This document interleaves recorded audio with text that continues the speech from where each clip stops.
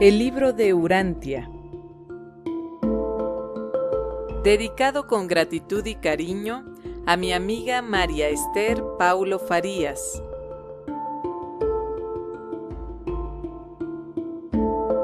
Infinitas gracias a mi amigo Richard Herman por la revisión y edición impecable de este texto. El libro de Urantia. Documento 52. Las épocas planetarias de los mortales. Desde el inicio de la vida en un planeta evolucionario hasta el momento de su florecimiento final en la era de luz y vida, aparecen en el escenario de la acción mundial por lo menos 7 épocas de vida humana. Estas épocas sucesivas están determinadas por las misiones planetarias de los hijos divinos, y en un mundo promedio habitado, estas épocas aparecen en el siguiente orden. 1. El hombre antes del príncipe planetario.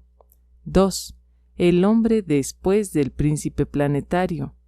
3. El hombre post-adánico. 4. El hombre después del hijo magisterial. 5. El hombre después del hijo auto-otorgador. 6. El hombre después del hijo instructor. 7. La era de luz y vida. Los mundos del espacio, tan pronto como son adecuados físicamente para la vida, son colocados en el registro de los portadores de vida y a su debido tiempo, estos hijos son enviados a los planetas para el propósito de iniciar la vida. El período entero desde la iniciación de la vida hasta la aparición del hombre se denomina la era prehumana y precede las sucesivas épocas mortales consideradas en esta narrativa. 1. El hombre primitivo. Desde el momento en que el hombre trasciende el nivel animal, cuando puede elegir adorar al Creador, y hasta la llegada del príncipe planetario, las criaturas mortales volitivas se denominan hombres primitivos. Existen 6 razas o tipos básicos de hombres primitivos, y estos pueblos primitivos aparecen sucesivamente en el orden de los colores del espectro, comenzando con el rojo. La longitud de tiempo de esta evolución primitiva de la vida varía grandemente en los diferentes mundos, oscilando entre 150.000 años y hasta más de 1.000.000 de años del tiempo de Urantia. Las razas evolucionarias de colores, roja, anaranjada, amarilla, verde, azul e índiga, comienzan a aparecer en la época en que el hombre primitivo está desarrollando un lenguaje sencillo y está comenzando a ejercer la imaginación creativa. En esta época, el hombre ya está bien acostumbrado a la posición erecta. Los hombres primitivos son cazadores poderosos y luchadores feroces. La ley de esta edad es la supervivencia física de los más adecuados. El gobierno de estos tiempos es totalmente tribal.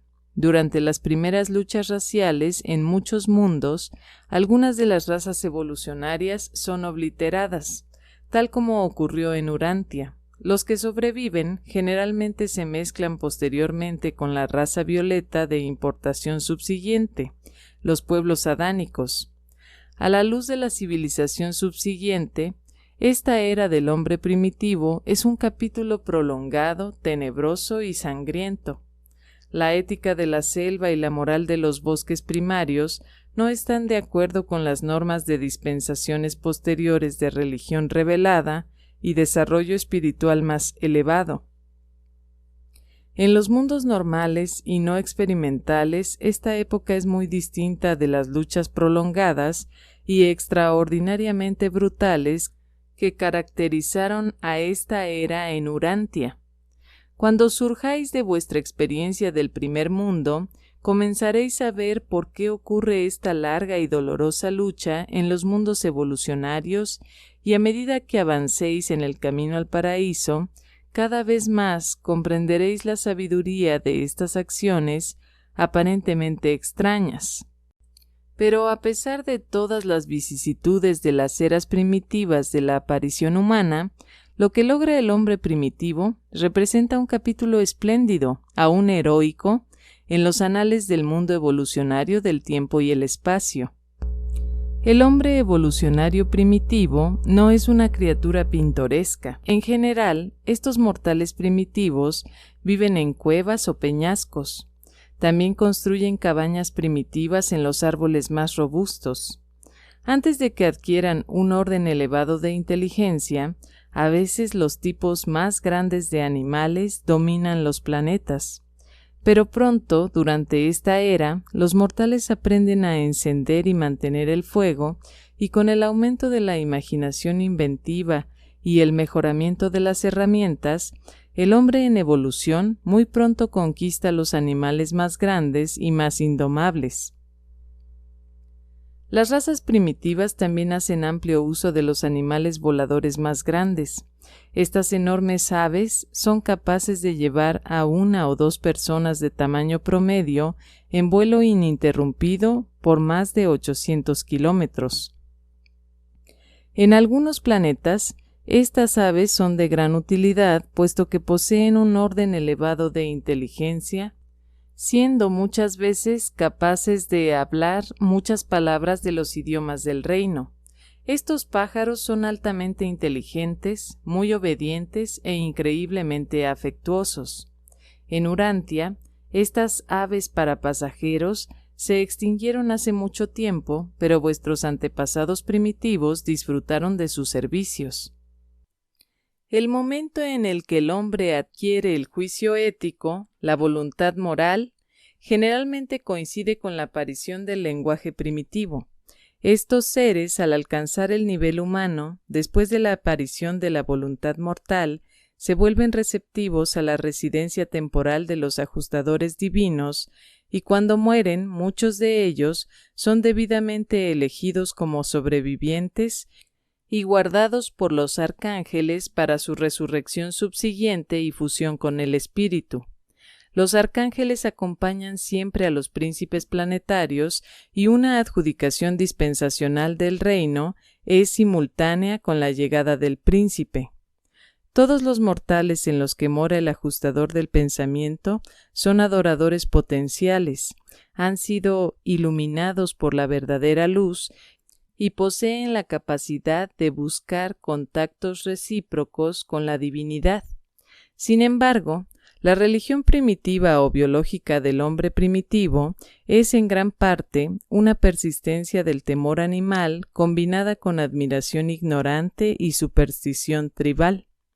La sobrevivencia de la superstición en las razas urantianas difícilmente representa un cumplido a vuestro desarrollo evolucionario, ni es compatible con vuestros logros, por otra parte, espléndidos en el campo del progreso material. Pero esta religión primitiva, basada en el temor, sirve a un propósito muy valioso, al dominar los fogosos temperamentos de estas criaturas primitivas. Es el precursor de la civilización y constituye el terreno para la futura labranza de la semilla de la religión revelada por el príncipe planetario y sus ministros. Usualmente, el príncipe planetario llega a los 100.000 años después del momento en que el hombre adquiere la posición erecta, habiendo sido enviado por el soberano del sistema cuando los portadores de vida le informan de que ha empezado a funcionar la voluntad, aunque comparativamente pocos individuos se han así desarrollado. Los mortales primitivos generalmente dan la bienvenida al príncipe planetario y a su séquito visible.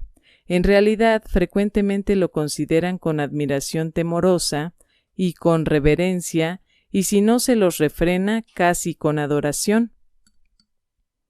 2. El hombre después del príncipe planetario. Con la llegada del príncipe planetario, comienza una nueva dispensación. Aparece el gobierno en la Tierra y se alcanza la época tribal avanzada. Durante unos pocos miles de años de este régimen se hacen grandes progresos sociales. Bajo condiciones normales, durante esta época, los mortales alcanzan un estado elevado de civilización. No se lucha por tanto tiempo en la barbarie tal como pasó con las razas de Urantia, pero la vida en un mundo habitado tanto se altera por la rebelión que vosotros tenéis poca o ninguna idea de dicho régimen en un planeta normal.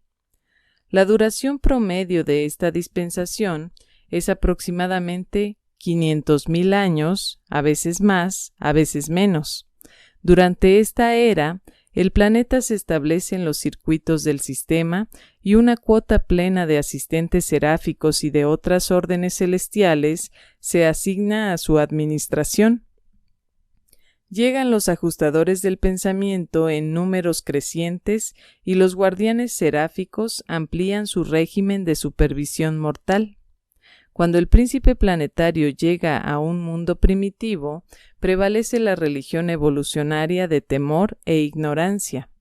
El príncipe y su séquito hacen las primeras revelaciones de la verdad más elevada y de la organización del universo. Estas presentaciones iniciales de la religión revelada son muy sencillas y generalmente pertenecen a los asuntos del sistema local.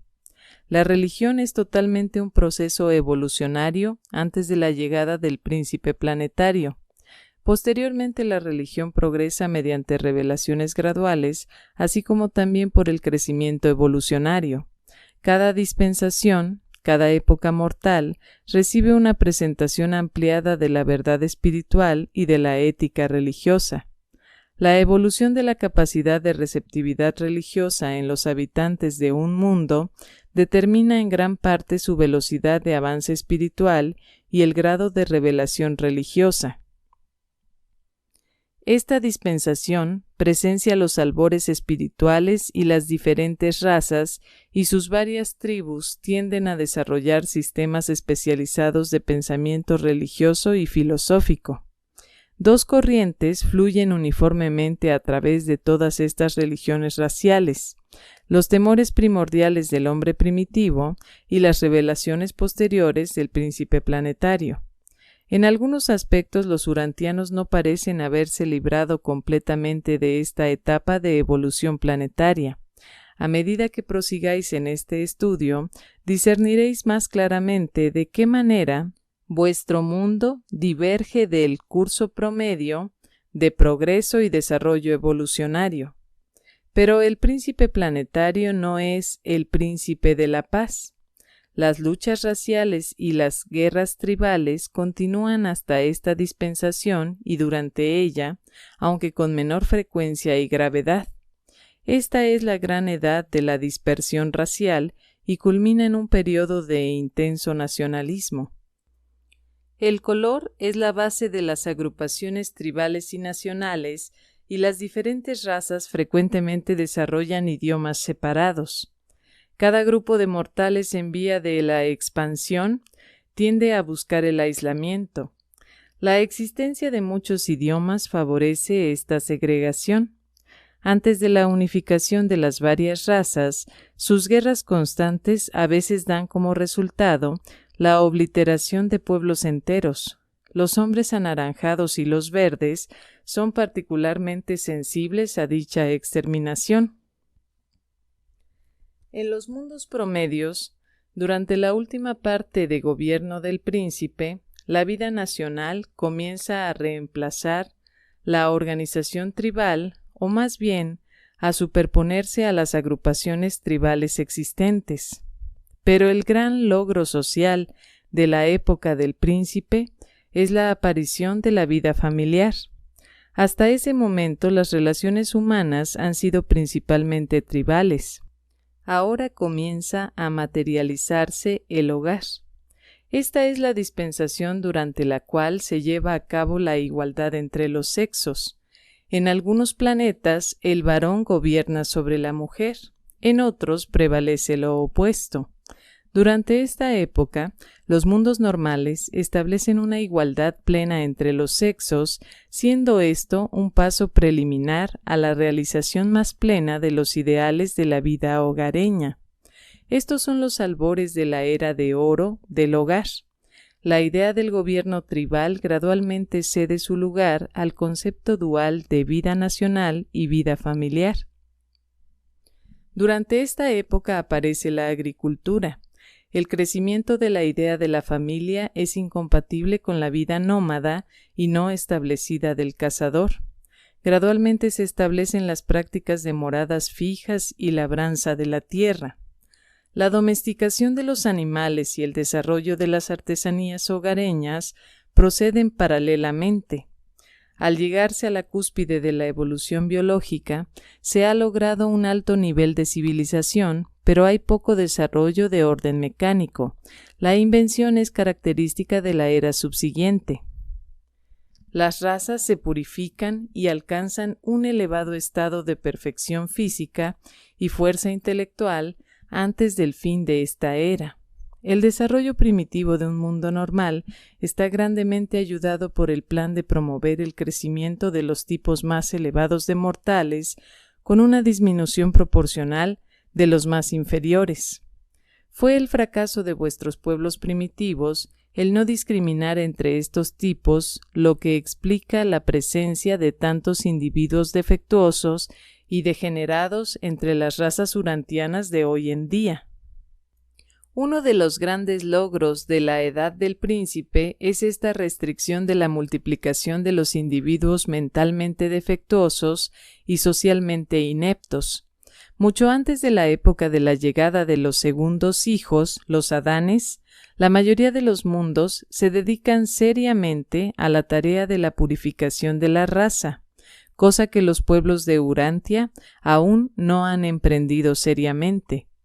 Este problema del mejoramiento de la raza no es una empresa tan extensa si se lo ataca en esta edad inicial de la evolución humana. El período precedente de luchas tribales y dura competencia en la supervivencia racial ha eliminado la mayoría de las cepas anormales y defectuosas. Un idiota no tiene mucha oportunidad de supervivencia en una organización social tribal primitiva y guerrera. Es el falso sentimiento de vuestras civilizaciones parcialmente perfeccionadas el que fomenta, protege y perpetúa los linajes completamente defectuosos de las razas humanas evolucionarias. No es ternura ni altruismo prodigar compasión inútil a seres humanos degenerados, mortales anormales e inferiores insalvables. Existen aún en el más normal de los mundos evolucionarios suficientes diferencias entre los individuos y entre los numerosos grupos sociales como para proveer el ejercicio pleno de todos aquellos nobles rasgos de sentimiento altruista y ministerio mortal sin egoísmos, sin perpetuar a las cepas socialmente inadecuadas y moralmente degeneradas de la humanidad en evolución. Existe abundante oportunidad para el ejercicio de la tolerancia y la función del altruismo a favor de aquellos individuos desafortunados y necesitados que no han perdido irreparablemente su herencia moral ni destruido para siempre su derecho espiritual de nacimiento. 3. El hombre postadánico.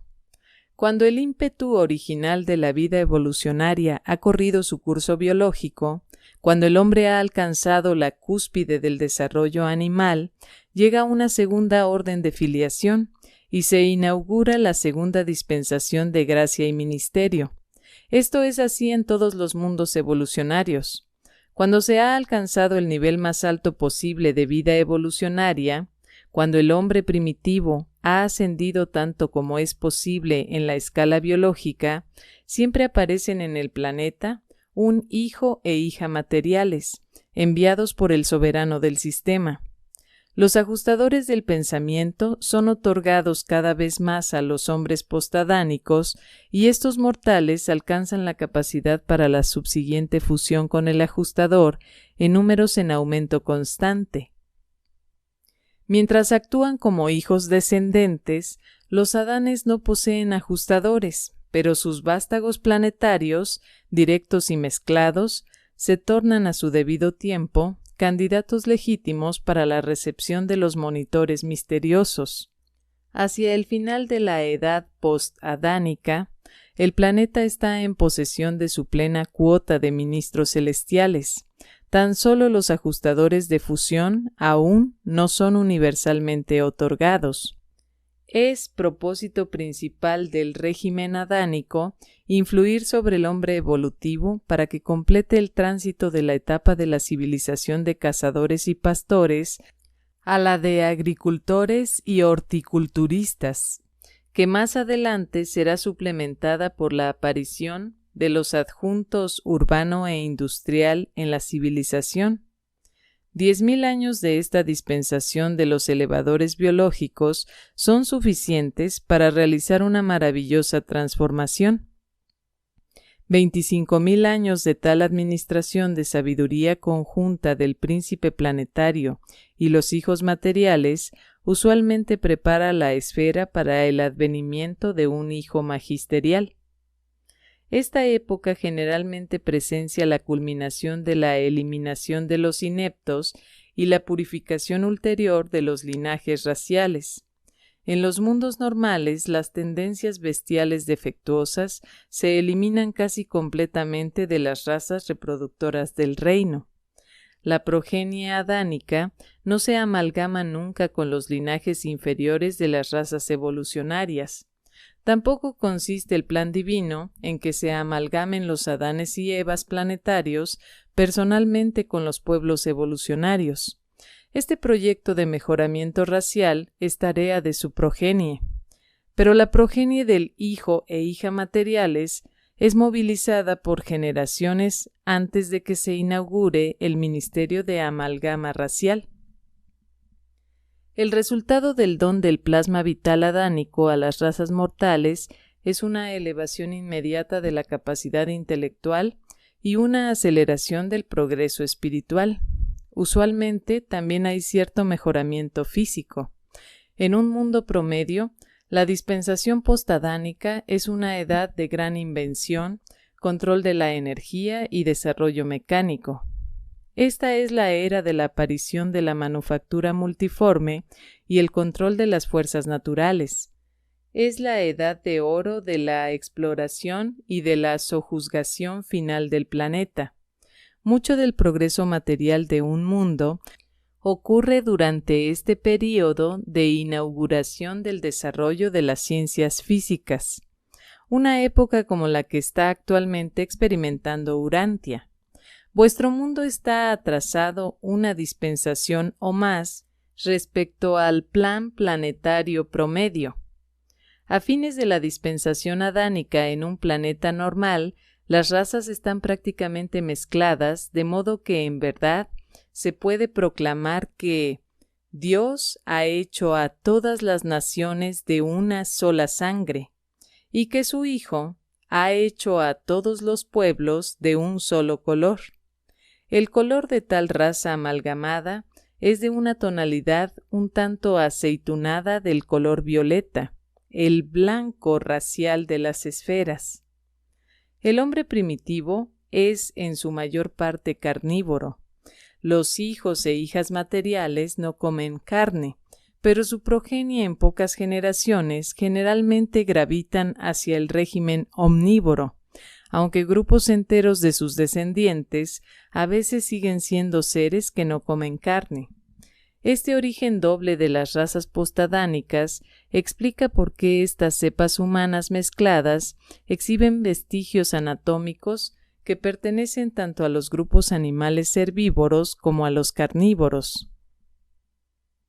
Al cabo de 10.000 años de amalgama racial, las cepas resultantes muestran grados variables de mezcla anatómica, mostrando algunas razas marcas más abundantes de los antepasados que no comían carne, mientras que otras exhiben más de los rasgos distintivos y características físicas de sus progenitores evolucionarios carnívoros.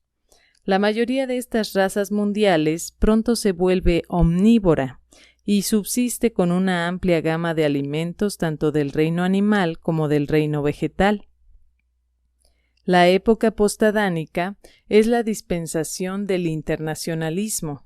A medida que se va completando la tarea de la mezcla racial, desaparece el nacionalismo y la hermandad del hombre comienza realmente a materializarse. El gobierno representativo comienza a tomar el lugar de la monarquía o de la forma paternalista de gobierno. El sistema de enseñanza se vuelve mundial y gradualmente los idiomas de las razas ceden el paso a la lengua del pueblo violeta. Hasta tanto no se mezclen las razas relativamente bien y hasta que no hablen un idioma común, raramente se logra la paz universal y la cooperación. Durante los siglos finales de la edad postadánica se desarrolla un nuevo interés por el arte, la música y la literatura, y este despertar mundial es la señal para la aparición del hijo magisterial. El desarrollo culminante de esta era es el interés universal en las realidades intelectuales, la verdadera filosofía. La religión se vuelve menos nacionalista, se vuelve más y más un asunto planetario. Nuevas revelaciones de la verdad caracterizan estas edades y los altísimos de las constelaciones comienzan a gobernar en los asuntos de los hombres. Se revela la verdad hasta el nivel de la administración de las constelaciones. Un gran avance ético caracteriza a esta era. La hermandad del hombre es el objetivo de su sociedad. La paz mundial, la cesación del conflicto racial y de la animosidad nacional es el indicador de la madurez planetaria para el advenimiento de la tercera orden de filiación, el hijo magisterial. 4. El hombre después del hijo magisterial. En los planetas normales y leales, esta época se inaugura con las razas mortales mezcladas y biológicamente vigorosas. No hay problemas de raza ni de color. Literalmente todas las naciones y las razas son de una sola sangre. Florece la hermandad entre los hombres y las naciones están aprendiendo a vivir en la tierra en paz y tranquilidad. Un mundo de este tipo se encuentra en el umbral de un gran desarrollo intelectual culminante. Cuando un mundo evolucionario madura de este modo para la edad de magistrado, un representante de la alta orden de hijos abonales hace su aparición en misión magisterial. El príncipe planetario y los hijos materiales se originan en el universo local. El hijo magisterial proviene del paraíso. Cuando los abonales del paraíso llegan a las esferas mortales en acciones judiciales, solamente como adjudicadores de la dispensación, no están nunca encarnados. Pero cuando vienen en misión magisterial, por lo menos la misión inicial, están siempre encarnados, aunque no experimentan el nacimiento, ni tampoco mueren la muerte del reino. Pueden seguir viviendo por generaciones en aquellos casos en los que permanecen como gobernantes en ciertos planetas. Cuando concluyen su misión, abandonan la vida planetaria y retornan a su estado anterior de filiación divina. Cada nueva dispensación amplía el horizonte de la religión revelada y los hijos magisteriales extienden la revelación de la verdad para describir los asuntos del universo local y de todos sus tributarios. Después de la visita inicial de un hijo magisterial, las razas pronto efectúan su liberación económica. El trabajo diario necesario para mantener la propia independencia sería representado por 2 horas y media de vuestro tiempo. Es perfectamente seguro liberar a estos mortales éticos e inteligentes. Tales gentes refinadas saben bien cómo utilizar el tiempo libre para el automejoramiento y el avance planetario. Esta edad presencia la purificación ulterior de los linajes raciales mediante una restricción de la reproducción entre los individuos menos adecuados y pobremente dotados. El gobierno político y la administración social de las razas continúan mejorando, estando el autogobierno bastante bien establecido hacia fines de esta edad. Al decir autogobierno, referimos al tipo más elevado de gobierno representativo. Estos mundos avanzan y honran tan solo a aquellos líderes y gobernantes que son más adecuados para sobrellevar las responsabilidades sociales y políticas. Durante esta época, los ajustadores moran en la mayoría de los mortales del mundo, pero aún en este momento, el otorgamiento de los monitores divinos no es siempre universal. Los ajustadores de destino de fusión aún no son otorgados a todos los mortales planetarios. Todavía hace falta que las criaturas volitivas elijan a los monitores misteriosos. Durante las edades finales de esta dispensación, la sociedad comienza a retornar a formas de vida más sencillas. La naturaleza compleja de una civilización en avance está terminando su curso. Los mortales están aprendiendo a vivir de una manera más natural y eficaz. Y esta tendencia aumenta con cada una de las épocas subsiguientes. Esta es la edad del florecimiento del arte, la música y el aprendizaje superior. Las ciencias físicas ya han alcanzado su cúspide del desarrollo. La terminación de esta época, en un mundo ideal, presencia la plenitud de un gran despertar religioso, un esclarecimiento espiritual mundial. Este amplio despertar de la naturaleza espiritual de las razas es la señal para la llegada del Hijo autootorgador y para la inauguración de la quinta época mortal. En muchos mundos ocurre que el planeta no se encuentra preparado para recibir a un Hijo autootorgador después de una sola misión magisterial. En ese caso habrá una segunda, aún una sucesión de misiones de hijos magisteriales, cada uno de los cuales avanzará a las razas de una dispensación a la otra hasta que el planeta esté listo para el don del Hijo autootorgador. En la segunda misión y en las misiones subsiguientes, los hijos magisteriales pueden o no estar encarnados, pero sean cuantos sean los hijos magisteriales que aparezcan y aún pueden venir como tales después del Hijo autootorgador, el advenimiento de cada uno marca el fin de una dispensación y el comienzo de la otra. Estas dispensaciones de los hijos magisteriales abarcan entre 25 y 50,000 años del tiempo de Urantia. A veces una época de este tipo es mucho más corta y en raros casos aún más larga. Pero en la plenitud del tiempo, uno de estos mismos hijos magisteriales nacerá como hijo autootorgador paradisiaco. 5. El hombre después del hijo autootorgador.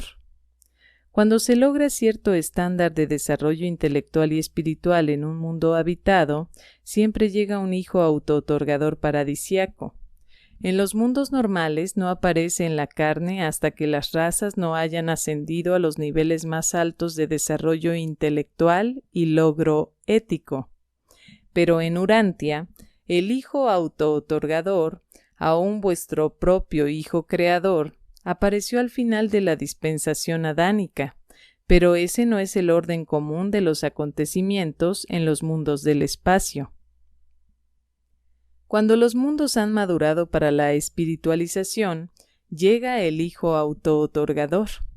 Estos hijos siempre pertenecen a la orden magisterial o abonal, excepto en ese caso, una vez en cada universo local, en que el Hijo Creador se prepara para su autootorgamiento final en un mundo evolucionario, tal como ocurrió cuando Micael de Nevadon apareció en Urantia para otorgarse a sí mismo a vuestras razas mortales.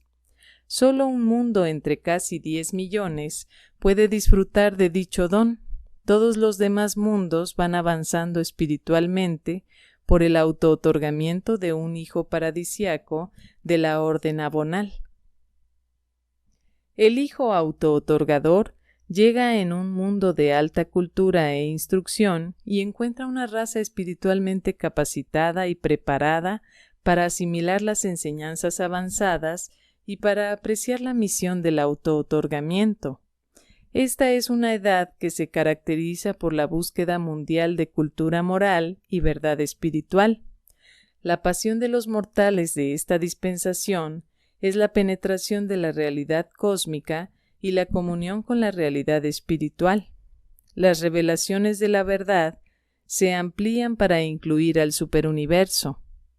Aparecen sistemas enteramente nuevos de enseñanza y gobierno para suplantar los regímenes burdos de los tiempos anteriores. El regocijo de vivir se tiñe de un nuevo color y las reacciones vitales son exaltadas a alturas celestiales de tono y timbre. El hijo autootorgador vive y muere para la elevación espiritual de las razas mortales de un mundo. Establece el camino nuevo y viviente. Su vida es una encarnación de la verdad paradisíaca en la carne mortal. Esa misma verdad, aún el espíritu de la verdad, por cuyo conocimiento los hombres serán libres. En Urantia, el establecimiento de este camino nuevo viviente fue asunto de hecho, así como también de verdad. Por el aislamiento de Urantia en la rebelión de Lucifer, se había suspendido el procedimiento por el cual los mortales pueden pasar, cuando mueren, directamente a las orillas de los mundos de estancia. Antes de los días de Cristo Micael en Urantia, todas las almas dormían hasta las resurrecciones dispensionales o milenarias especiales. Aún Moisés no tuvo el permiso para ir al otro lado hasta la ocasión de una resurrección especial, pues el príncipe planetario caído, Caligastia, estaba en contra de dicha liberación. Pero desde el día de Pentecostés, los mortales de Urantia nuevamente pueden proceder directamente a las esferas morontiales.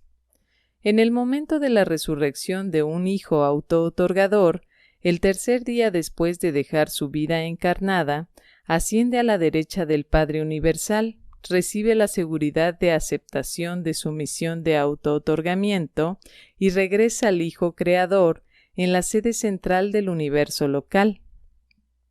En ese momento, el abonal autootorgador y el Creador Micael envían su espíritu conjunto, el espíritu de la verdad, al mundo de autootorgamiento. Esta es la ocasión en que el espíritu del Hijo Triunfador se derrama sobre toda la carne. El espíritu materno del universo también participa en este otorgamiento del espíritu de la verdad y concomitantemente con esto se emite el edicto de otorgamiento de los ajustadores del pensamiento. De allí en adelante, todas las criaturas volitivas de mente normal de ese mundo recibirán un ajustador en cuanto lleguen a la edad de responsabilidad moral de elección espiritual. Si un abonal autootorgador hubiera de regresar al mundo después de la misión de autootorgamiento, no se encarnaría, sino que llegaría en la gloria con las huestes seráficas. La edad después de un hijo autootorgador puede extenderse de 10.000 a 100.000 años. No existe un período arbitrario establecido para ninguna de estas eras dispensacionales. Esta es una época de gran progreso ético y espiritual. Bajo la influencia espiritual de estas épocas, el carácter humano sufre tremendas transformaciones y experimenta desarrollos fenomenales. Se hace posible poner en operación práctica la regla de oro. Las enseñanzas de Jesús son realmente aplicables a un mundo mortal que ha tenido la capacitación preliminar de los hijos de preauto-otorgamiento con sus dispensaciones de ennoblecimiento de carácter y aumento de la cultura. Durante esta era se solucionan virtualmente los problemas de enfermedad y delincuencia. La reproducción selectiva ha eliminado en gran parte la degeneración. La enfermedad ha sido prácticamente dominada a través de las altas calidades resistentes de las razas adánicas y por la aplicación inteligente y mundial de los descubrimientos de las ciencias físicas de las edades precedentes. La duración promedio de la vida durante este período llega bien por encima del equivalente de 300 años del tiempo de Urantia. A través de esta época hay una disminución gradual de la supervisión gubernamental. El verdadero autogobierno comienza a funcionar. Se necesitan cada vez menos leyes restrictivas.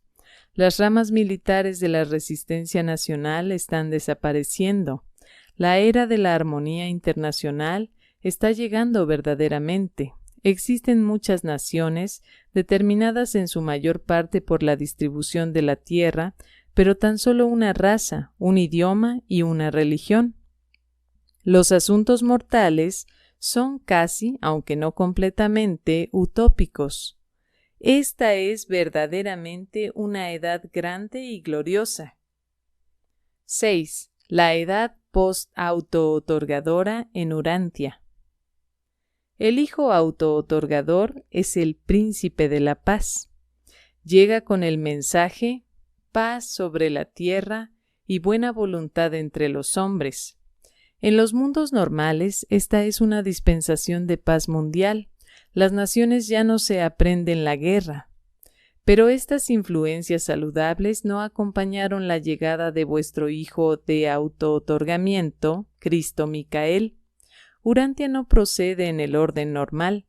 Vuestro mundo está fuera del ritmo de la procesión planetaria. Vuestro maestro, cuando estaba en la tierra, advirtió a sus discípulos que su advenimiento no traería el usual reino de paz en Urantia.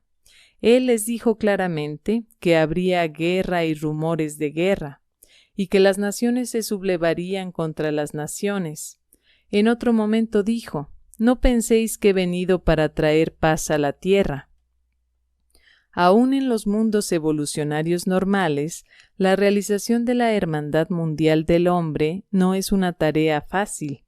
En un planeta confuso y desordenado como Urantia, dicha realización requiere un tiempo más largo y necesita mucho mayor esfuerzo. La evolución social en sí misma y sin ayuda difícilmente puede lograr resultados tan felices en una esfera espiritualmente aislada. La revelación religiosa es esencial para la realización de la hermandad en Urantia. Aunque Jesús ha mostrado el camino para el logro inmediato de la hermandad espiritual, la realización de la hermandad social en vuestro mundo depende mucho del logro de las siguientes transformaciones personales y ajustes planetarios. 1. Fraternidad social. Multiplicación del contacto social internacional e interracial y asociaciones fraternas mediante los viajes, el comercio y los juegos competitivos. Desarrollo de un lenguaje común y multiplicación de multilingüistas. Intercambio racial y nacional de estudiantes, maestros, industriales y filósofos religiosos. 2. Fertilización intelectual cruzada. La hermandad es imposible en un mundo cuyos habitantes son tan primitivos que no reconocen la locura del egoísmo sin mitigación. Debe ocurrir un intercambio de literatura nacional y racial. Cada raza debe familiarizarse con el pensamiento de todas las otras razas. Cada nación debe conocer los sentimientos de todas las naciones. La ignorancia produce la sospecha, y la sospecha es incompatible con la actitud esencial de compasión y amor. 3. Despertar ético. Solo la conciencia ética puede desenmascarar la inmoralidad de la intolerancia humana y el pecado de la lucha fratricida. Solo una conciencia moral puede condenar los males de la envidia nacional y de los celos raciales. Solo los seres morales pueden buscar jamás ese discernimiento espiritual que es esencial para vivir la regla de oro. 4. Sabiduría política. La madurez emocional es esencial para el autocontrol. Solo la madurez emocional puede asegurar la sustitución de las técnicas internacionales de adjudicación civilizada por el arbitraje bárbaro de la guerra. Algún día los estadistas sabios trabajarán para el bienestar de la humanidad, aun mientras intentan promover el interés de sus grupos nacionales o raciales. La sagacidad política egoísta es, en último término, suicida, destructiva de todas aquellas cualidades duraderas que aseguran la supervivencia planetaria del grupo. 5. Discernimiento espiritual. La hermandad del hombre está, después de todo, basada en el reconocimiento de la paternidad de Dios. La manera más rápida de realizar la hermandad del hombre en Urantia consiste en efectuar la transformación espiritual de la humanidad de hoy en día. La única técnica para acelerar la tendencia natural de la evolución social es la de aplicar presión espiritual desde arriba, aumentando así el discernimiento moral y enalteciendo al mismo tiempo la capacidad del alma de cada mortal para comprender y amar a todos los demás mortales. La comprensión mutua y el amor fraterno son civilizadores trascendentales y factores poderosos en la realización mundial de la hermandad del hombre. Si pudieras ser trasplantado de vuestro mundo atrasado y confuso a un planeta normal que vive ahora la edad después del autootorgamiento de un hijo, pensarías que has sido trasladado al cielo de vuestras tradiciones. Difícilmente podrías creer que estás observando la evolución normal de una esfera mortal habitada por los seres humanos. Estos mundos están dentro de los circuitos espirituales de su reino y disfrutan de todas las ventajas de las emisiones universales y de los servicios de reflexividad del superuniverso. 7. El hombre después del hijo instructor. Los hijos de la siguiente orden de llegada en un mundo evolucionario promedio son los hijos instructores trinitarios, los hijos divinos de la Trinidad paradisiaca. Nuevamente encontramos que Urantia está fuera del ritmo de sus esferas hermanas, ya que vuestro Jesús ha prometido regresar. Esa promesa con certidumbre cumplirá, pero nadie sabe si su segunda venida precederá o seguirá a las apariciones de los hijos magisteriales o de los hijos instructores en Urantia. Los hijos instructores vienen en grupos a los mundos en vías de espiritualización.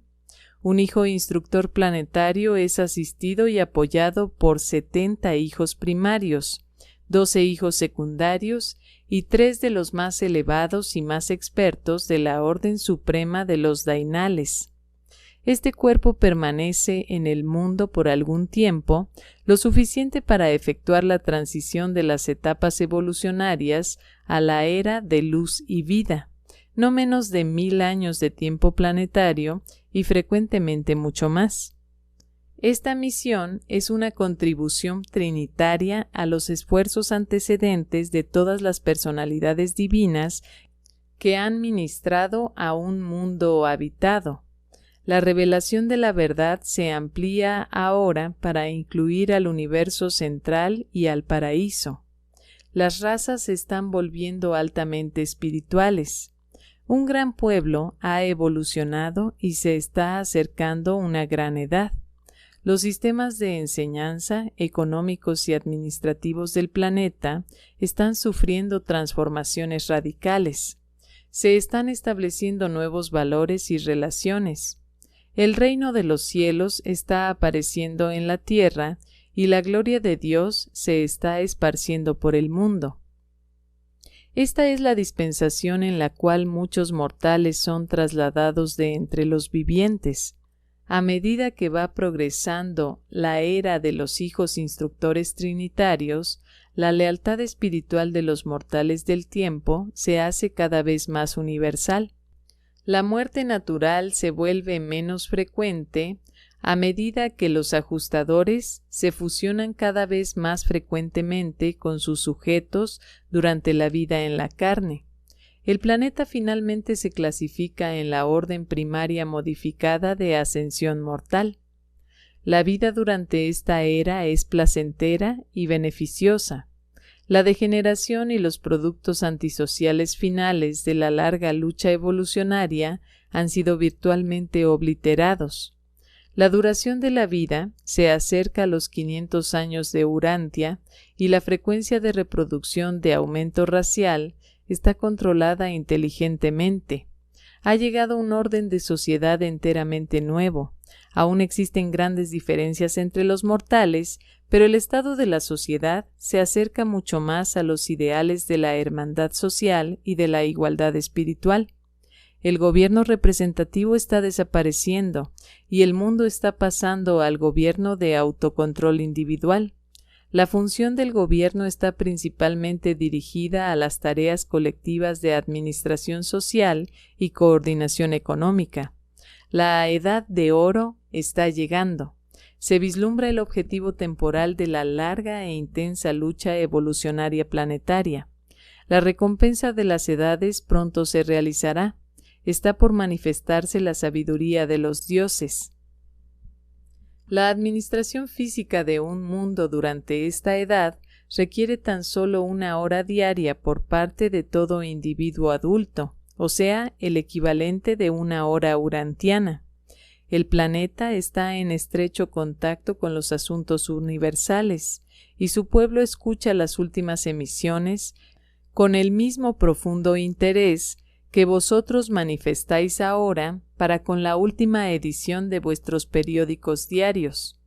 Estas razas se ocupan de 1000 cosas de interés desconocido en vuestro mundo. Cada vez más crece la lealtad planetaria auténtica al Ser Supremo. Generación tras generación, una proporción cada vez mayor de la raza sigue las reglas de los que practican la justicia y viven en la misericordia. Lentamente pero con seguridad, el mundo está siendo ganado para el servicio regocijante de los hijos de Dios. Las dificultades físicas y los problemas materiales se han solucionado en gran parte. El planeta está madurando para una vida avanzada y una existencia más establecida. De vez en cuando, a través de su dispensación, siguen llegando hijos instructores a estos mundos pacíficos. No abandonan un mundo hasta tanto no observan que el plan evolucionario, en cuanto se refiere a ese planeta, está funcionando bien.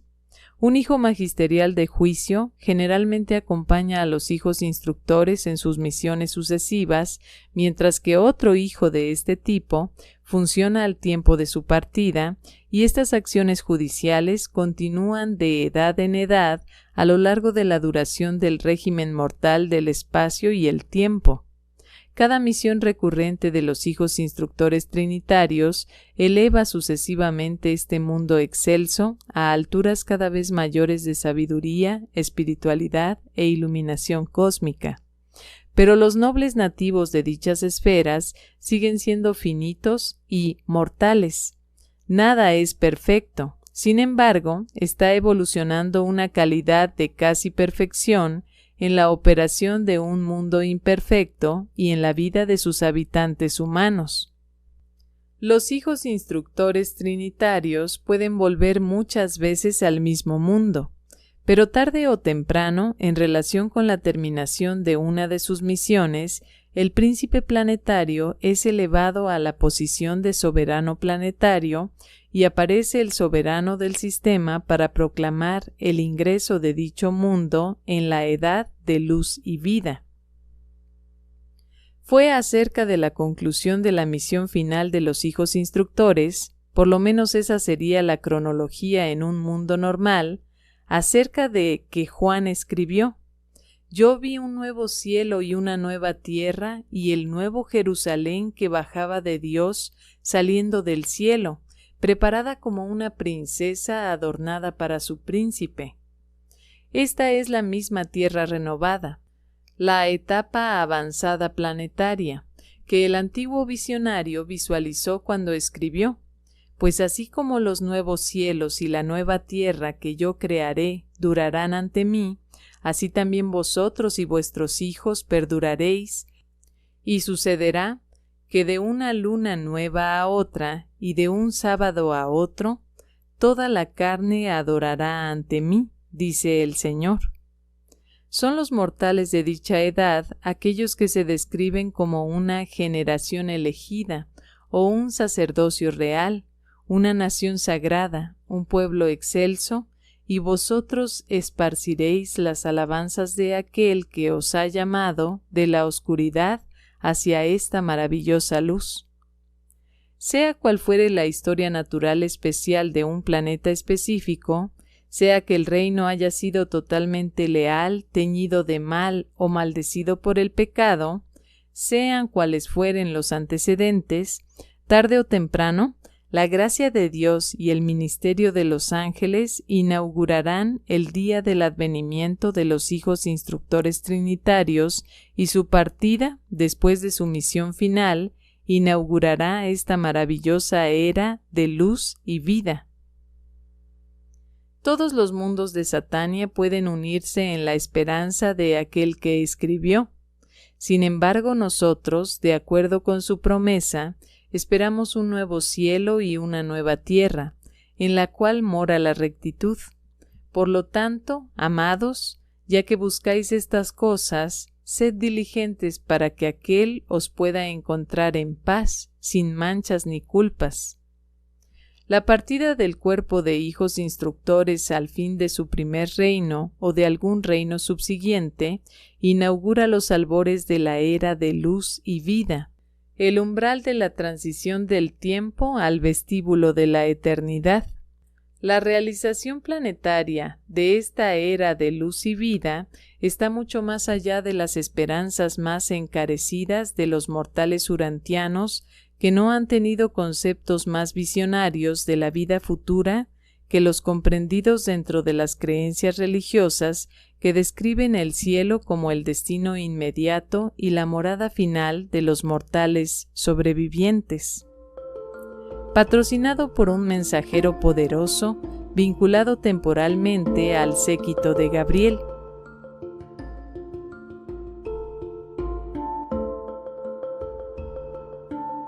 Documento 53. La rebelión de Lucifer.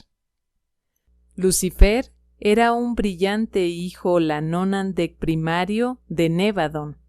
Había servido en muchos sistemas, había sido un consejero elevado de su grupo y se distinguía por su sabiduría, sagacidad y eficiencia.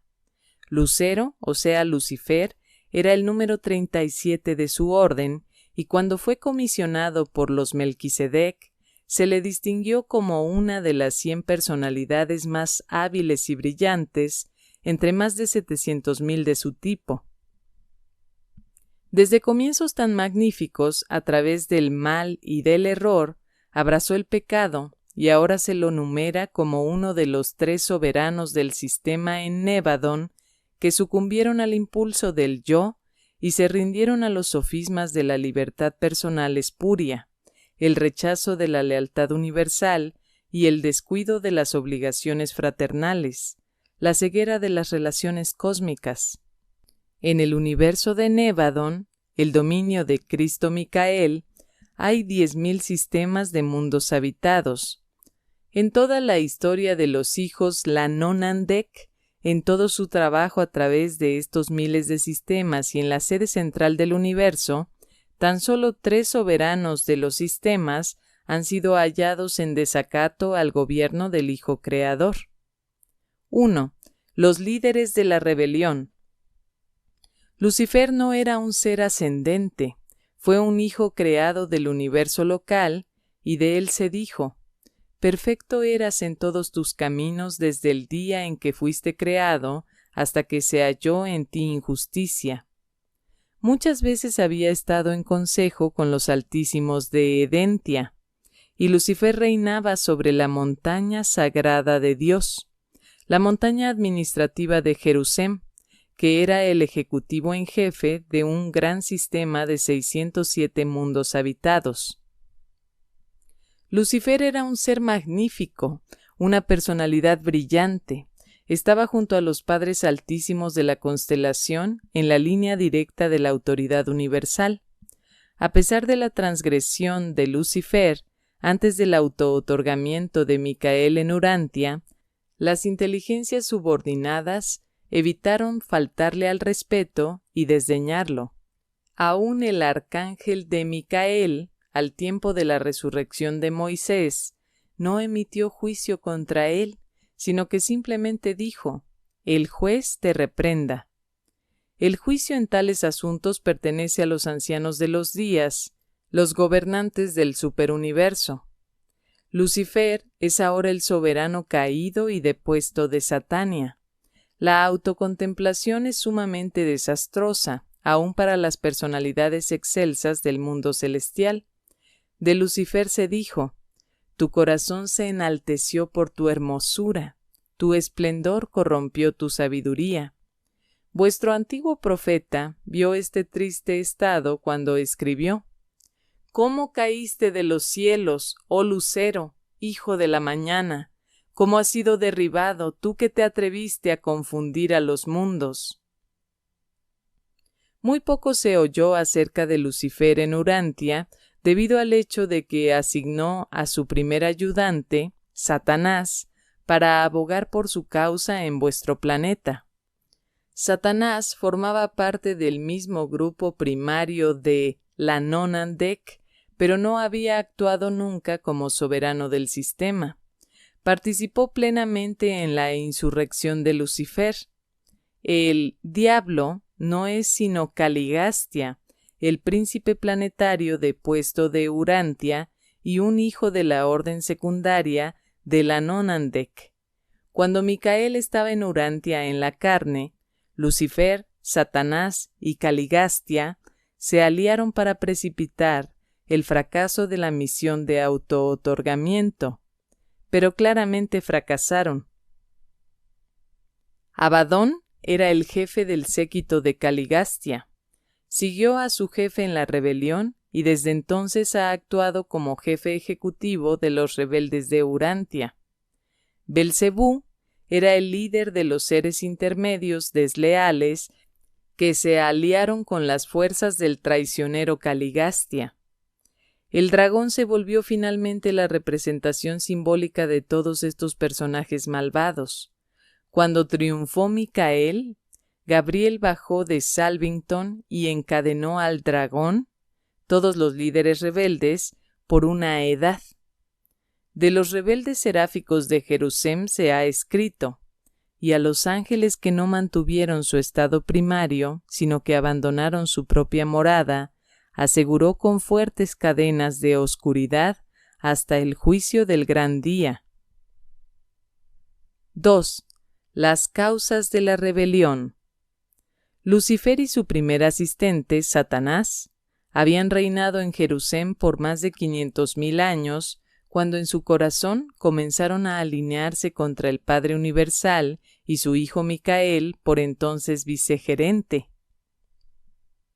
No existían en el sistema de Satania condiciones peculiares o especiales que sugiriesen o favoreciesen la rebelión. Creemos que la idea se originó y formó en la mente de Lucifer y que pudo haber instigado dicha rebelión sin importar dónde estuviera estacionado. Lucifer anunció primero sus planes a Satanás, pero se requirieron varios meses para que éste se convirtiera a las teorías rebeldes. Se volvió un defensor atrevido y entusiasta de la autoaserción y libertad. Nadie jamás le sugirió a Lucifer la idea de una rebelión. La idea de la autoaserción, en oposición a la voluntad de Micael y a los planes del Padre Universal, tal como los presentaba Micael, tuvo origen en su propia mente. Sus relaciones con el Hijo Creador habían sido íntimas y siempre cordiales. En ningún momento antes de la exaltación de su propia mente, expresó Lucifer abiertamente falta de satisfacción respecto de la administración del universo. A pesar de su silencio, por más de 100 años del tiempo estándar, el unión de los días en Salvington había estado reflectivando a Ubersa que no reinaba completamente la paz en la mente de Lucifer. Esta información también fue comunicada al Hijo Creador y a los padres de la constelación de Norlatiadec. A lo largo de este periodo, Lucifer se volvió cada vez más crítico del plan total de la administración universal, pero siempre profesó lealtad sincera a los gobernantes supremos. Su primera deslealtad abierta se manifestó con motivo de una visita de Gabriel a Jerusalén, apenas unos pocos días antes de la proclamación abierta de la Declaración Luciferina de Libertad. Gabriel tan profundamente se impresionó por la certidumbre de una ruptura próxima que se dirigió directamente a Edentia para conferenciar con los padres de la constelación sobre las medidas a emplear en el caso de una rebelión abierta. Es muy difícil señalar la causa o causas exactas que finalmente culminaron en la rebelión de Lucifer. Tan solo estamos seguros de una cosa, y eso es: sean cuales fueren estos comienzos, tuvieron origen en la mente de Lucifer.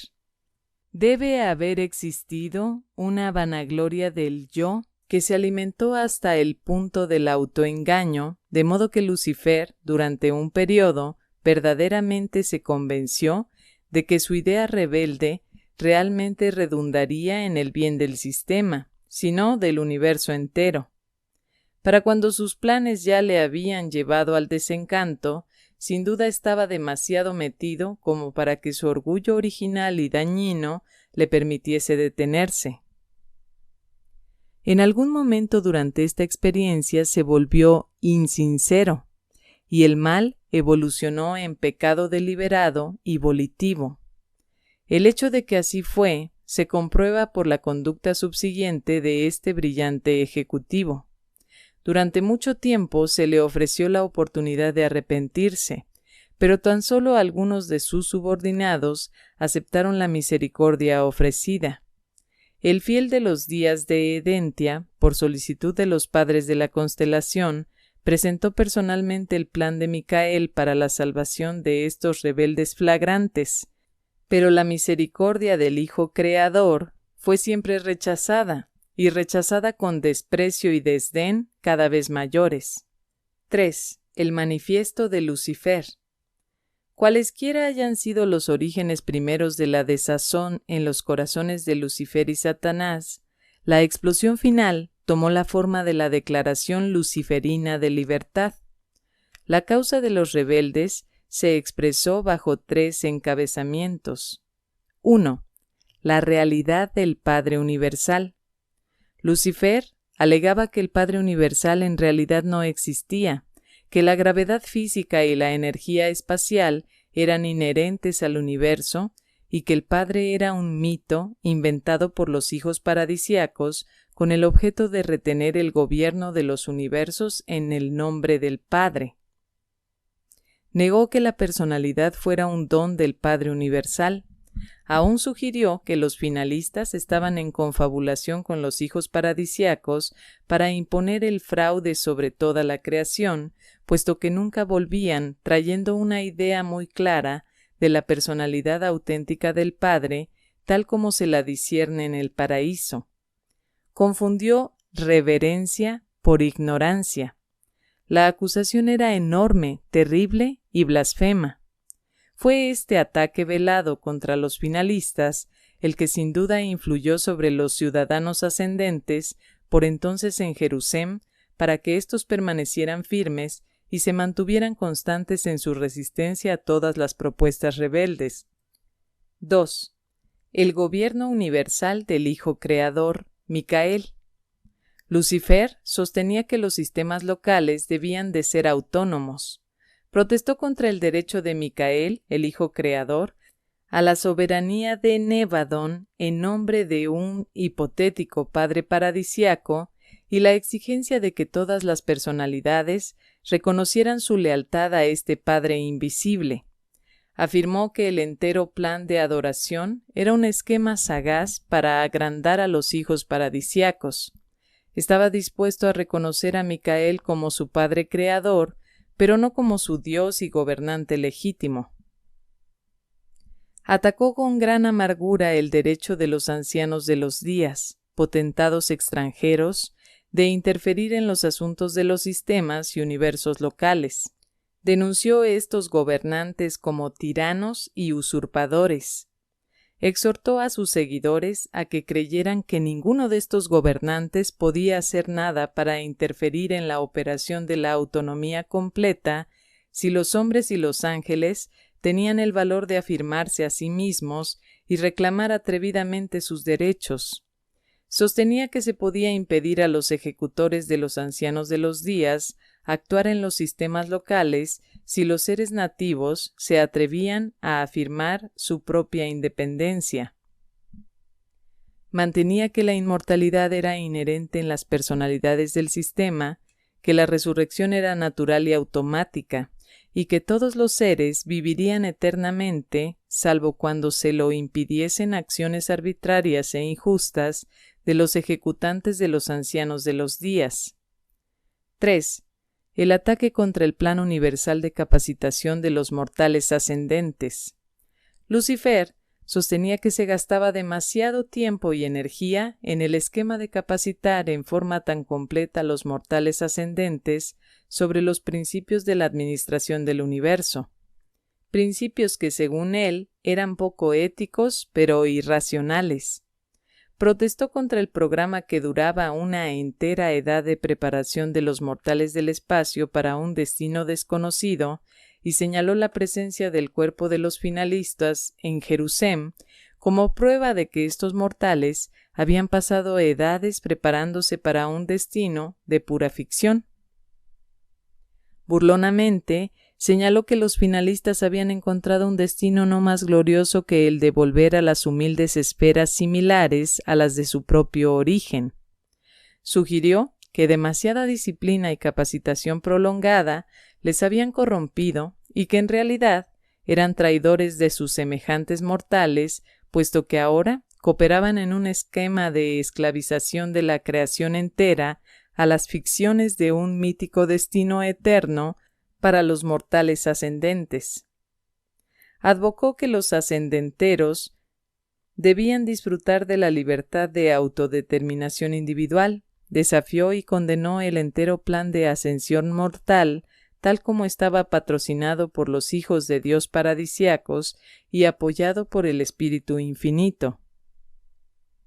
Y fue con una declaración de libertad de este tipo que Lucifer lanzó su orgía de oscuridad y muerte. 4. El estallido de la rebelión. El manifiesto de Lucifer fue emitido en el cónclave anual de Satania en el Mar de Cristal, en presencia de las huestes reunidas de Jerusalén, el último día del año, alrededor de 200.000 años atrás, tiempo de Urantia. Satanás proclamó que se podrían adorar las fuerzas universales, físicas, intelectuales y espirituales, pero que tan solo se podrá tener lealtad al gobernante presente y actual, Lucifer, el amigo de los hombres y de los ángeles, y el Dios de la libertad. La autoaserción fue el grito de batalla de la rebelión de Lucifer.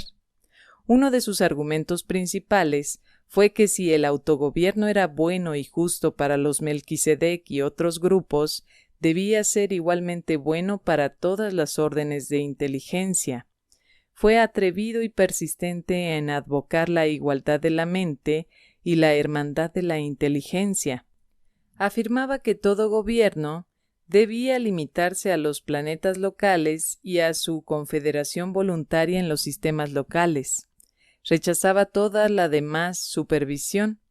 Prometió a los príncipes planetarios que gobernarían los mundos como ejecutivos supremos.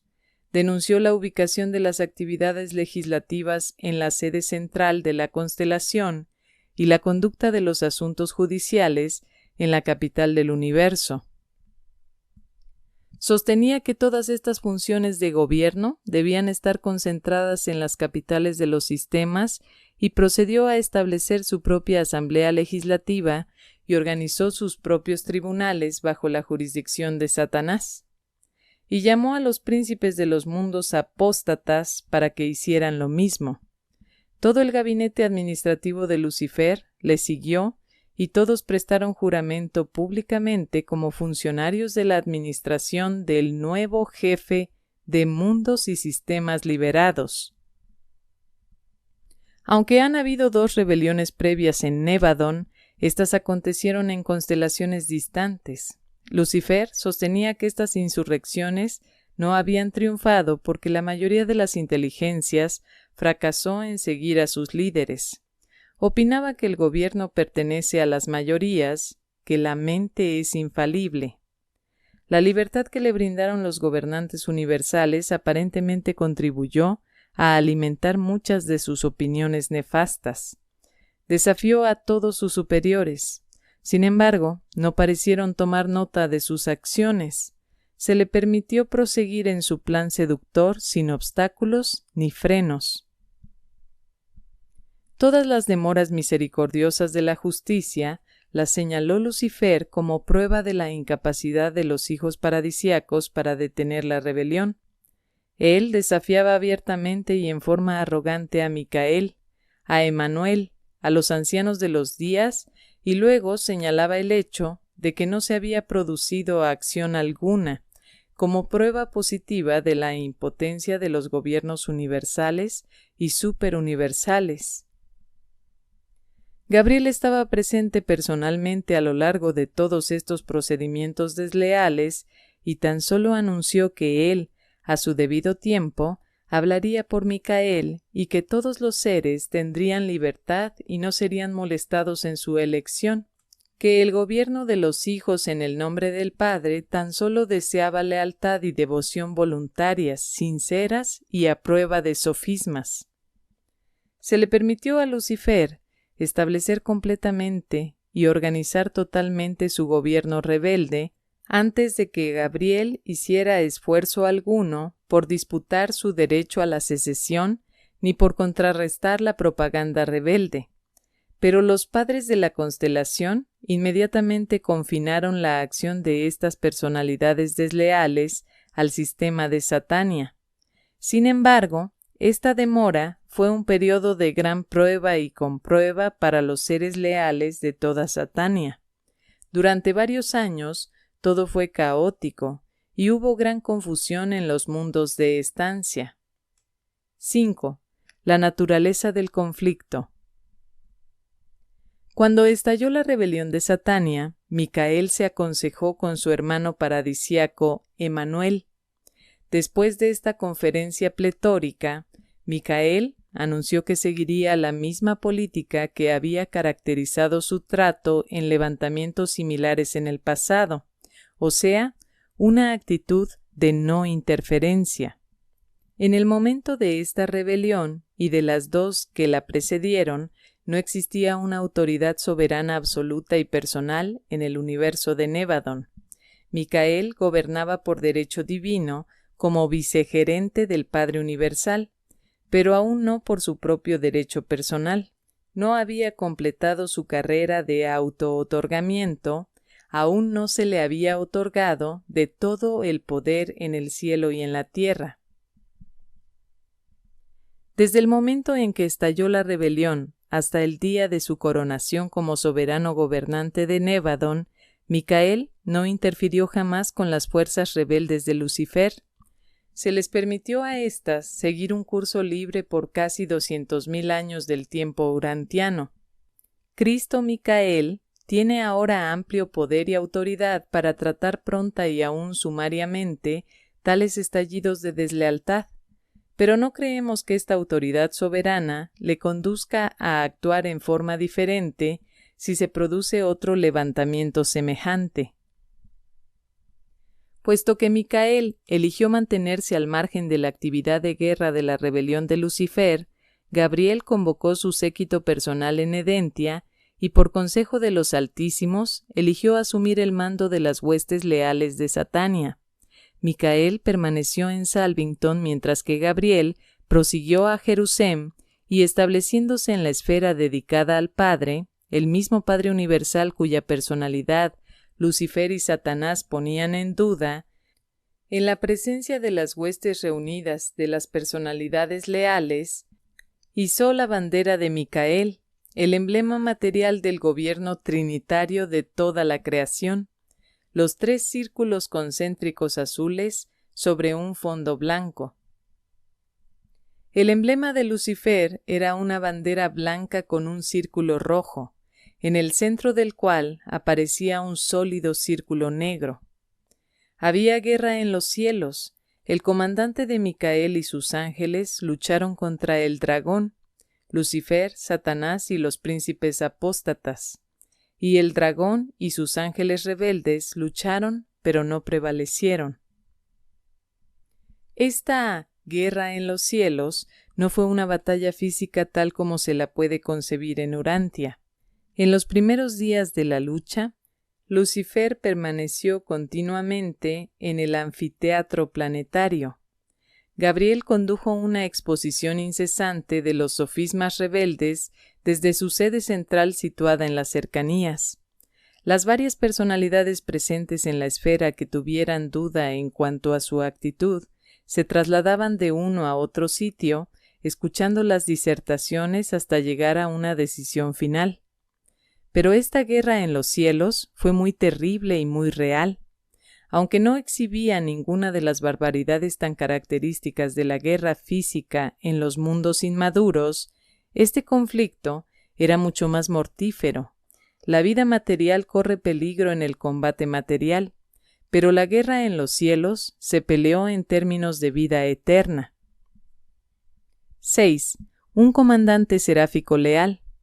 Hubo muchas acciones nobles e inspiradoras de devoción y lealtad que realizaron numerosas personalidades durante el período que cursó entre el estallido de las hostilidades y la llegada del nuevo gobernante del sistema y de su séquito.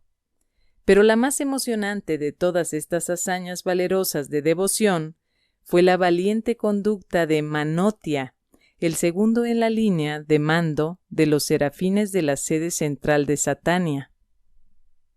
Cuando estalló la rebelión en Jerusalén, el jefe de las huestes seráficas abrazó la causa de Lucifer.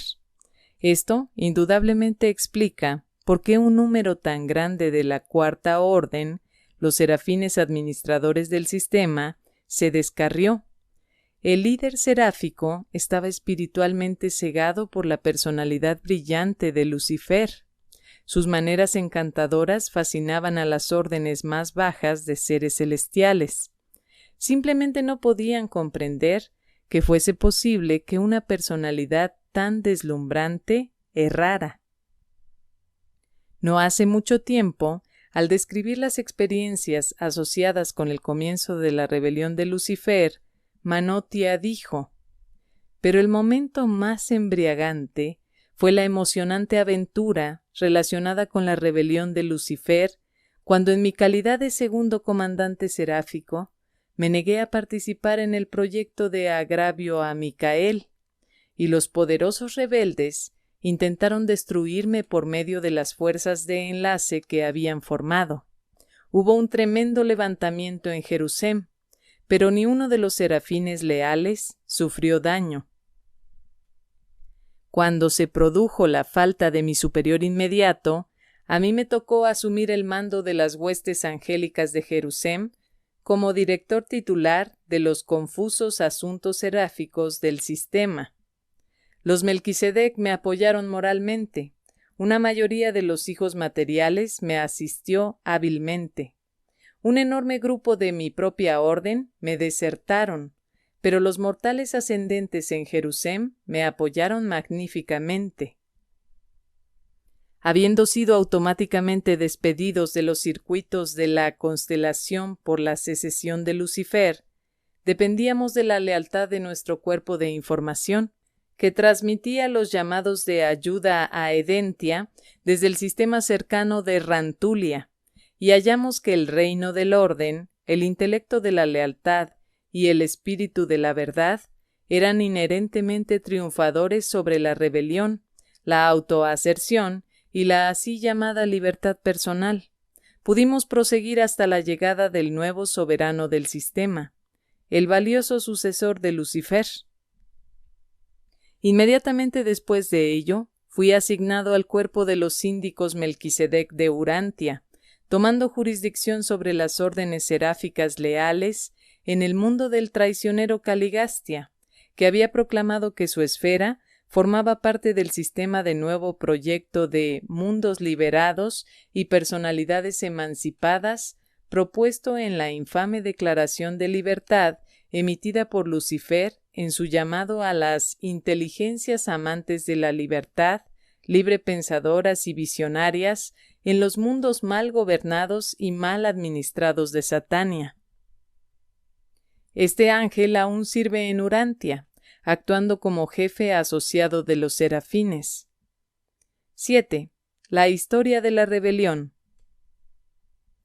La rebelión de Lucifer abarcó todo el sistema. 37 príncipes planetarios en secesión entregaron las administraciones de sus mundos a las filas del archirrebelde. Solo en Panoptia, el príncipe planetario fracasó en arrastrar a su pueblo a la rebelión. En este mundo, bajo la guía de los Melquisedec, el pueblo se congregó en apoyo de Micael. Elanora, una joven de ese reino mortal, tomó el liderazgo de las razas humanas, y ni una sola alma de ese mundo trastornado por las luchas se enlistó bajo la bandera de Lucifer.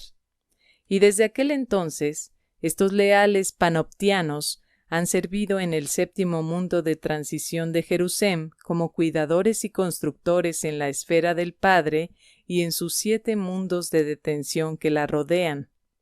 Los panoptianos no solo actúan como custodios literales de estos mundos, sino que también ejecutan las órdenes personales de Micael para el embellecimiento de estas esferas para una utilización desconocida del futuro. Hacen este trabajo mientras se detienen ahí, en el camino a Edentia. Durante todo este periodo, Caligastia advocaba la causa de Lucifer en Urantia. Los Melquisedec se opusieron hábilmente al apóstata príncipe planetario, pero los sofismas de la libertad sin frenos y las ilusiones de la autoaserción tuvieron todas las oportunidades para engañar a los pueblos primitivos de un mundo joven y no desarrollado. La propaganda para la secesión hubo de llevarse a cabo mediante el esfuerzo personal, porque se había suspendido el servicio de emisión y todas las demás avenidas de comunicación interplanetaria por acción de los supervisores de los circuitos del sistema. En el momento del estallido de la insurrección, todo el sistema de Satania fue aislado de los circuitos de la constelación y también los del universo. Durante este periodo, todos los mensajes que llegaban y salían eran despachados por agentes seráficos y mensajeros solitarios. Los circuitos a los mundos caídos también estaban cortados, de modo que Lucifer no podía utilizar esta avenida para fomentar su esquema nefasto. Y mientras el archirrebelde viva dentro de los confines de Satania, no se volverán a establecer estos circuitos. Esta fue una rebelión, la Nonandec. Las órdenes más altas de filiación del universo local no se unieron a la secesión de Lucifer, aunque algunos de los portadores de vida estacionados en los planetas rebeldes estuvieron un tanto influidos por la rebelión de los príncipes desleales. Ninguno de los hijos trinidizados se descarrió. Los Melquisedec, los arcángeles y las estrellas brillantes vespertinas se mantuvieron todos leales a Micael, y con Gabriel lucharon valientemente por la voluntad del Padre y el gobierno del Hijo. Ningún ser de origen en el paraíso participó en la deslealtad. Juntamente con los mensajeros solitarios, establecieron su sede en el mundo del espíritu y permanecieron bajo el liderazgo del fiel de los días en Edentia. Ninguno de los conciliadores traicionó, tampoco, ni se descarrió uno solo de los registradores celestiales. Pero hubo grandes pérdidas entre los compañeros morontiales y los maestros de los mundos de estancia. De la Orden Suprema de los Serafines no se perdió ni un solo ángel, pero un grupo considerable de la orden siguiente, la Orden Superior, fue engañado y engatusado. Del mismo modo, se descarrieron algunos de la Orden Tercera o Supervisora de Ángeles. Pero el colapso terrible se produjo en el cuarto grupo, los ángeles administradores, o sea, los serafines que están normalmente asignados al servicio de las capitales de los sistemas.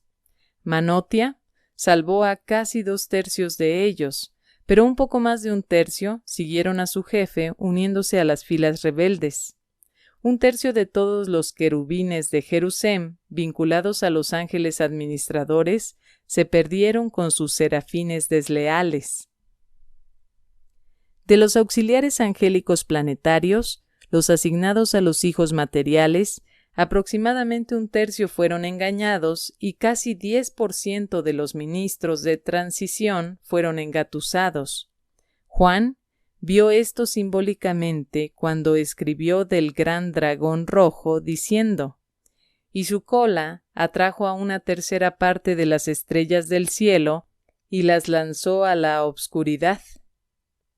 La pérdida más grande aconteció en las filas angélicas, pero la mayoría de las órdenes más bajas de inteligencia participaron en la deslealtad. De los 681.217 hijos materiales perdidos en Satania, el 95% se perdieron en la rebelión de Lucifer. Grandes números de seres intermedios se perdieron en los planetas individuales cuyos príncipes planetarios abrazaron la causa de Lucifer. En muchos aspectos, esta rebelión fue la más desastrosa y de mayor magnitud de todos estos sucesos en Nevadon. Hubo más personalidades comprometidas en esta insurrección que en las otras dos juntas. Es deshonor eterno para ellos que los emisarios de Lucifer y Satanás no exceptuaron las guarderías de capacitación de infantes en el planeta cultural finalista, sino que más bien intentaron corromper estas mentes en desarrollo misericordiosamente salvadas de los mundos evolucionarios. Los mortales ascendentes eran vulnerables, pero resistieron a los sofismas de la rebelión mejor que los espíritus más bajos. Aunque cayeron muchos en los mundos de estancia más bajos, aquellos que no habían logrado la fusión final con sus ajustadores, está registrado para gloria de la sabiduría del esquema de ascensión que ni uno solo de los integrantes de la ciudadanía ascendente de Satania, residentes en Jerusalén, participó en la rebelión de Lucifer. Hora tras hora y día tras día, las estaciones emisoras de todo Nevadon estaban repletas de ansiosos observadores de toda clase imaginable de inteligencias celestiales que examinaban ávidamente los boletines sobre la rebelión de Satania y se regocijaban al oír narrar continuamente los informes de la lealtad inflexible de los mortales ascendentes que bajo el liderazgo Melquisedec triunfaron en su resistencia a los esfuerzos combinados y prolongados de todas las sutiles fuerzas del mal que tan rápidamente se habían congregado bajo el estandarte de la secesión y el pecado. Pasaron más de 2 años de tiempo del sistema entre el comienzo de la guerra en los cielos y la instalación del sucesor de Lucifer. Pero finalmente llegó el nuevo soberano al mar de cristal con su séquito. Me encontraba entre las reservas movilizadas en Edentia por Gabriel, y recuerdo bien el primer mensaje de Lanaforge al padre de la constelación de Norlatiadec. Decía: «No se ha perdido un solo ciudadano de Jerusalén. Todos los mortales ascendentes sobrevivieron la dura prueba y surgieron de la comprueba crucial triunfadores y victoriosos». Y este mensaje llegó a Salvington, Ubersa y el Paraíso, transmitiendo la certidumbre de que la experiencia de sobrevivir en la ascensión mortal es la mayor protección contra la rebelión y la salvaguardia más segura contra el pecado. Este noble grupo de mortales fieles de Jerusalén sumaba 187.432.811. Con la llegada de Lanaforge, los archirrebeldes fueron derrocados y privados de todo poder gobernante, aunque se les permitió movilizarse libremente por Jerusalén, las esferas morontiales y aún los distintos mundos habitados. Ellos continuaron sus esfuerzos de decepción y seducción para confundir y descarriar las mentes de los hombres y de los ángeles. Pero en cuanto a su tarea en el monte administrativo de Jerusalén, no se halló ya lugar para ellos. Aunque Lucifer fue privado de toda autoridad administrativa en Satania, no existía por aquel entonces ningún poder ni tribunal del universo local que pudiese destruir o detener a este maligno rebelde. En aquella época, Micael no era un gobernante soberano. Los ancianos de los días apoyaron a los padres de la constelación en la toma del gobierno del sistema, pero no han emitido jamás ninguna decisión subsiguiente en las muchas apelaciones aún pendientes respecto del estado presente y de la disposición futura de Lucifer, Satanás y sus asociados. Así pues, estos archirrebeldes pudieron deambular por todo el sistema en busca de la incursión ulterior de sus doctrinas de descontento y autoaserción. Pero en casi 200.000 años urantianos han sido incapaces de engañar a otro mundo. No se ha perdido ningún mundo de Satania desde la caída de los 37, ni siquiera aquellos mundos más jóvenes que fueron poblados después del día de la rebelión.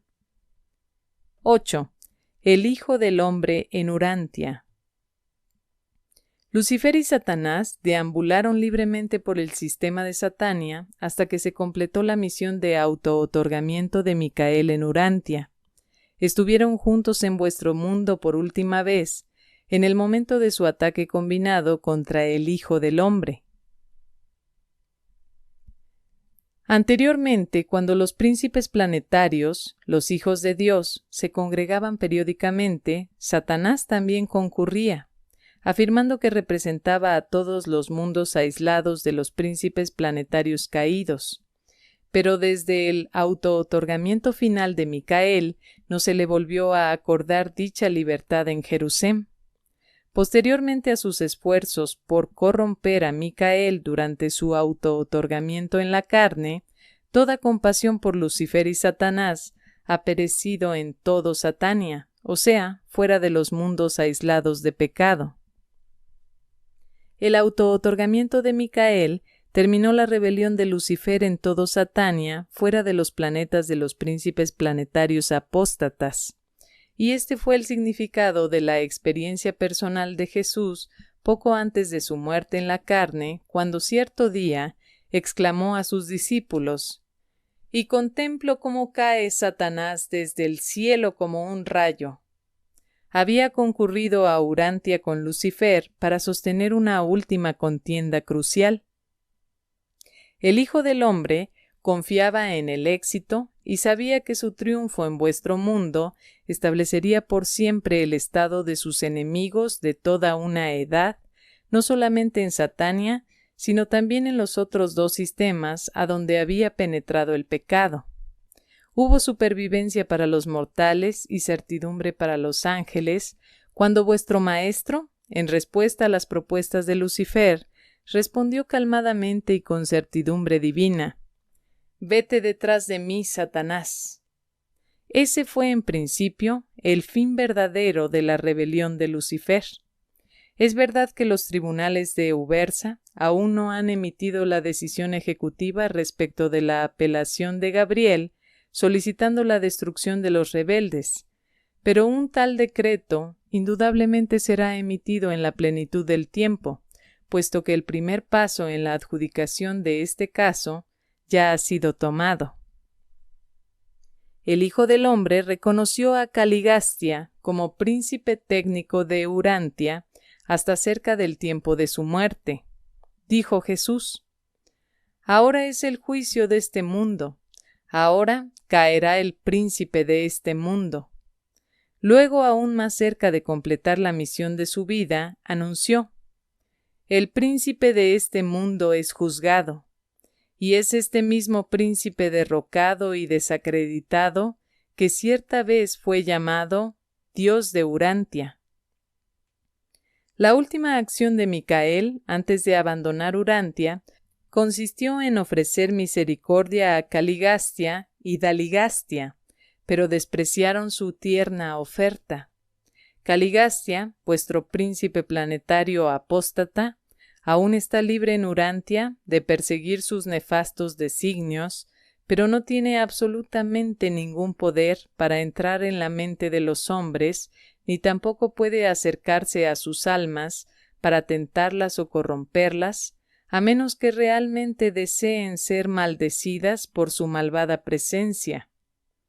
Antes del autootorgamiento de Micael, estos gobernantes de la oscuridad trataron de mantener su autoridad en Urantia y persistentemente se resistieron a las personalidades menores y subordinadas.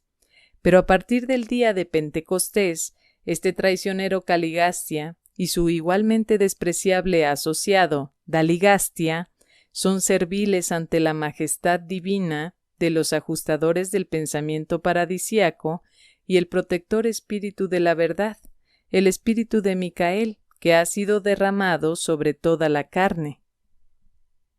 Pero aún así, ningún espíritu caído tuvo jamás el poder de invadir la mente o de acosar las almas de los hijos de Dios. Ni Satanás ni Caligastia podrían tocar o acercarse a los hijos de Dios por la fe.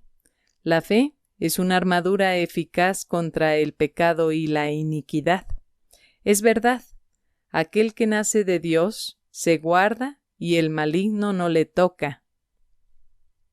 En general, cuando se supone que los mortales débiles y disolutos están bajo la influencia de los diablos y demonios, es que les dominan meramente sus propias tendencias inherentes y viles, siendo descarriados por sus propias propensiones naturales. Al diablo se ha acreditado mucho del mal que no le pertenece. Caligastia ha sido comparativamente impotente a partir de la cruz de Cristo. 9. El estado presente de la rebelión. En los primeros días de la rebelión de Lucifer, Micael ofreció salvación a todos los rebeldes. A todos los que demostraran un arrepentimiento sincero, ofreció en cuanto llegara a la completa soberanía universal, perdón y restablecimiento a alguna forma de servicio universal.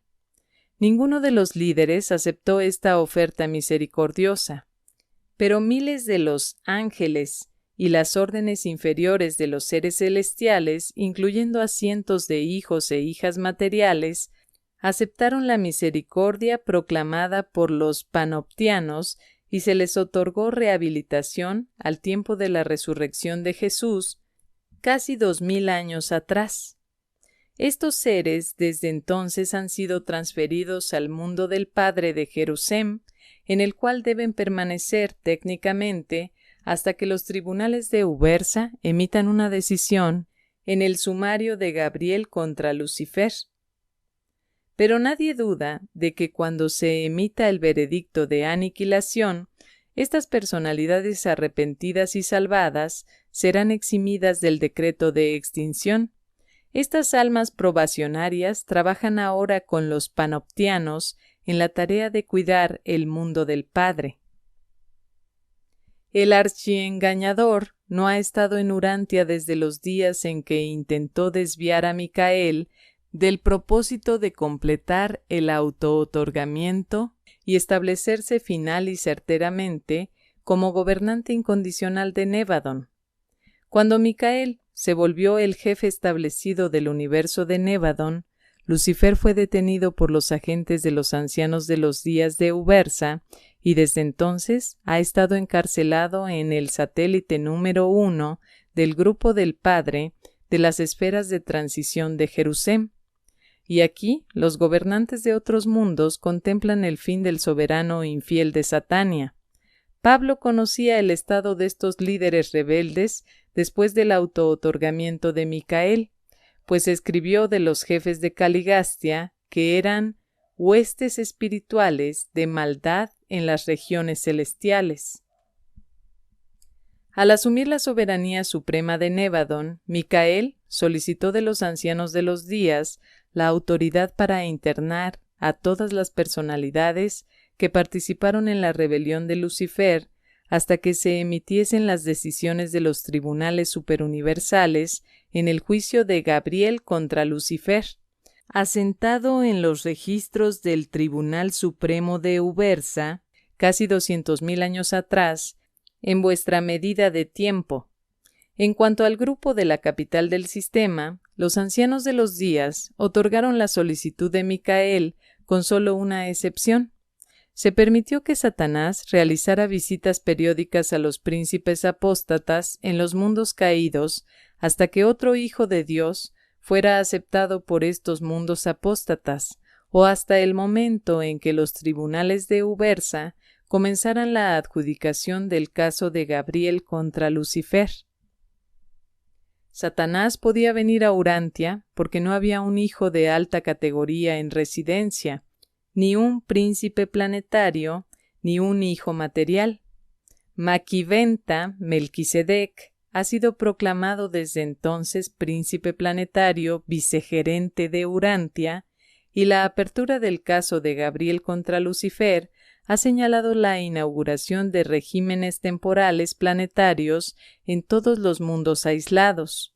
Es verdad que Satanás visitó periódicamente a Caligastia y a otros de los príncipes caídos hasta el momento de la presentación de estas revelaciones, momento en el cual ocurrió la primera audiencia de la solicitud presentada por Gabriel para la aniquilación de los archirrebeldes.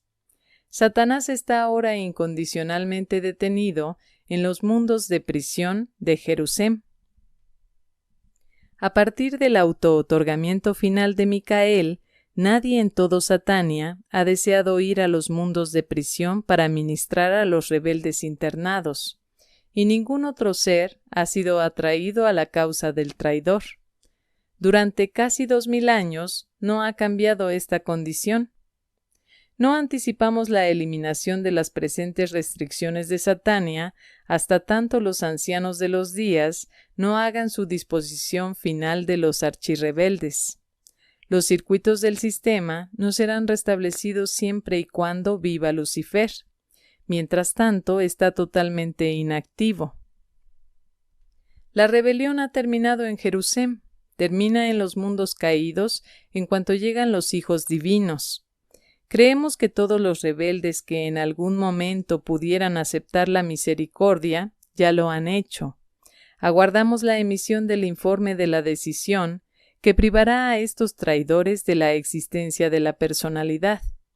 Anticipamos que el veredicto de Ubersa será pronunciado mediante la transmisión ejecutiva que efectuará la aniquilación de estos rebeldes internados. Después de ello, buscaréis sus lugares, pero no los hallaréis. Y los que os conozcan entre los mundos se espantarán al veros. Habéis sido un terror, pero nunca jamás lo seréis nuevamente. Así pues, todos estos traidores especiales serán como si nunca hubiesen sido. Todos aguardan el decreto de Ubersa. Pero durante muchas edades, los 7 mundos de prisión de la oscuridad espiritual en Satania han constituido una advertencia solemne para todo Nevadon, que proclama elocuente y eficazmente la gran verdad de que el camino del transgresor es duro, que cada pecado encierra la semilla de su propia destrucción, que la paga del pecado es muerte. Presentado por Manovandet Melquisedec, anteriormente vinculado a los síndicos de Urantia.